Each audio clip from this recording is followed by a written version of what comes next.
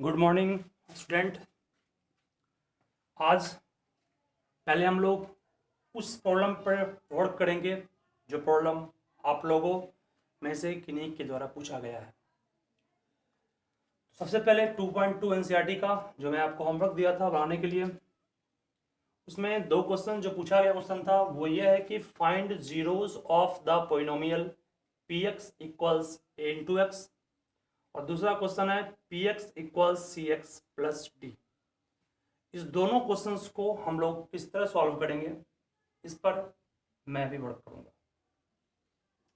सबसे पहले तो क्वेश्चन नंबर 6 जो मैं लिखा हूं और बुक में क्वेश्चन लिखा हुआ condition a is not equal to 0, ठीक है, मतलब a का मान 0 नहीं होगा। फॉर जीरोज के लिए मैंने आपको पढ़ाया था सबसे पहले उस पॉलिनोमियल को इक्वल करना है 0 के। px इक्वल 0 कर दी। px के रूप में काम कौन कर रहा है? ax, कोमा के बाद जो कुछ लिखा उससे आपको मतलब नहीं है। ax इक्वल 0 करना है, a इंटू एक्स है, x इक्वल्स क्या होगा 0 बाय a होगा। और किसी भी संख्या में आप डिवाइड कीजिएगा नन जीरो नंबर से तो उसका आंसर क्या होगा 0 होगा। मतलब इस क्वेश्चन का आंसर क्या होगा 0 होगा। समझ गया? 0 बाय a, 0 बाय समथिंग 0 होता है। उस तरह से क्वेश्चन नंबर 7 की जब बात करेंगे, क्वेश्चन नंबर 7 में px equals cx plus D होगा। यहाँ पर भी जीरोस के लिए px को इक्वल करना है 0 के। px क्या है? तो px आपके पास cx प्लस डी है, इक्वल 0 होगा। तो यहाँ तक है। cx इक्वल्स माइनस डी करेंगे, उस तरफ गए माइनस डी हो गया। x इक्वल्स क्या हो गया माइनस डी बाय सी, ये इसका आंसर हो गया। ठीक है, मतलब कि जीरोस जब भी आपको किसी भी पॉलिनोमियल का निकालना हो तो सबसे पहले उस पॉलिनोमियल को इक्वल करना है 0 के। इक्वल करने के बाद x का जो कुछ मान आएगा वो आपका उसका 0 जाएगा। ठीक है, दोनों क्वेश्चंस को हम लोग इस तरह सॉल्व करेंगे। आपको मैं आज एक और क्वेश्चन सिखा रहा हूँ। जीरोज अभी तक जो जीरोज निकाले आप वो लीनियर पॉलिनोमियल निकाले। लीनियर मीन्स जिसका डिग्री 1 था। अब मैं आपको क्वाड्रेटिक पॉलिनोमियल के जीरोज को किस तरह निकालेंगे वो सिखा रहा हूँ। हालांकि वो आपके एनसीईआरटी में नहीं है, फिर भी उसको सीखने के मकसद से मैं सिखा रहा हूँ। चलिए आगे बढ़ता हूँ। ठीक है, इसको लिखिए फास्ट में पहले।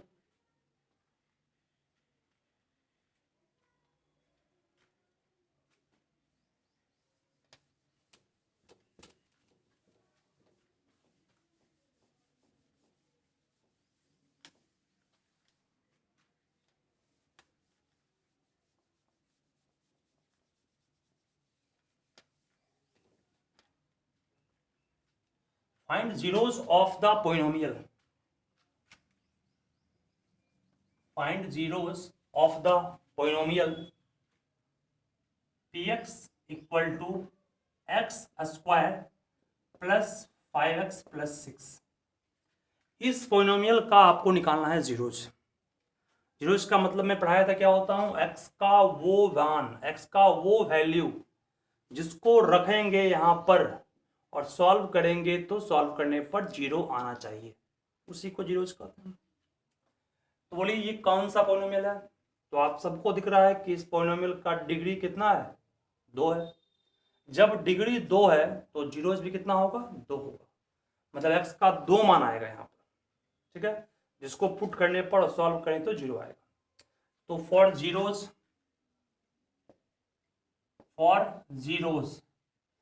जीरोज के लिए सबसे पहले px को इक्वल करना है 0 के। px है क्या?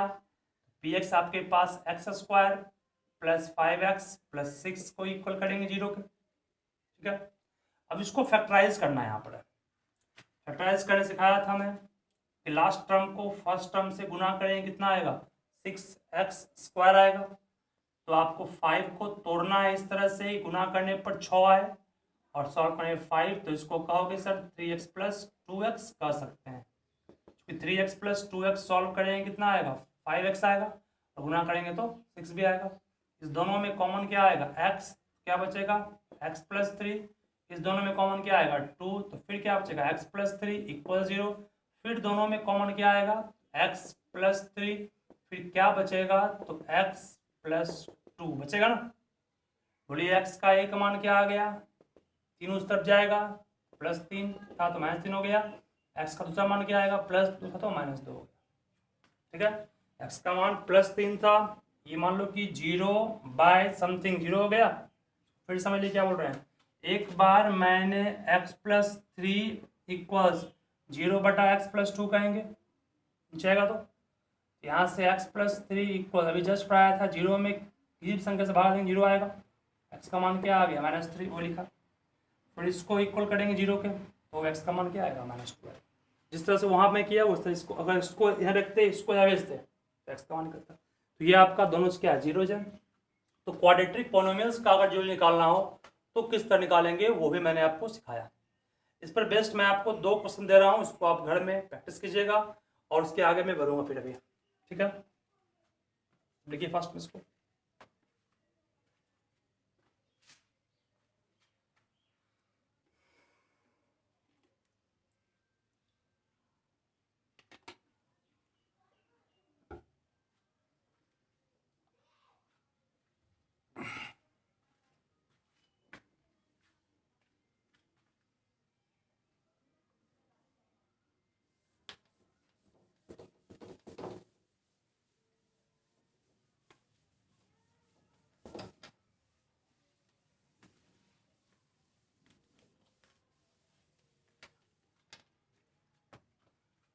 देखिए, अब 2 क्वेश्चंस मैं आपको दे रहा हूँ।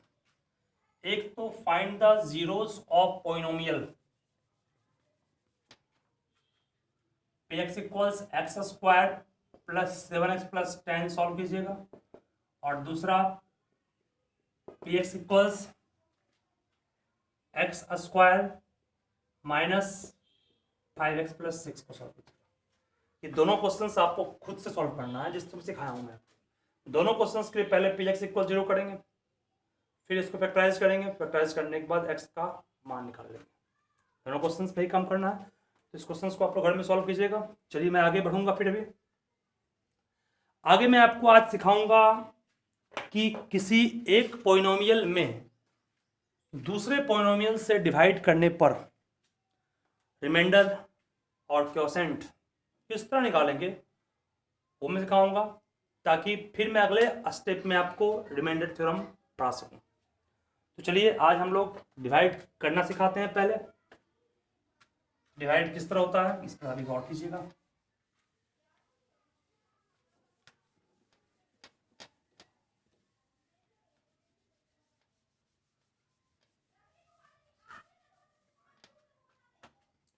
डिवाइड सिखाना है, that means you have to read about division by long method, means long division method से आपको रिमाइंडर और क्वोशिएंट निकालने सिखाऊंगा। पहले देखिए, सबसे पहले तो क्वेश्चन है कि डिवाइड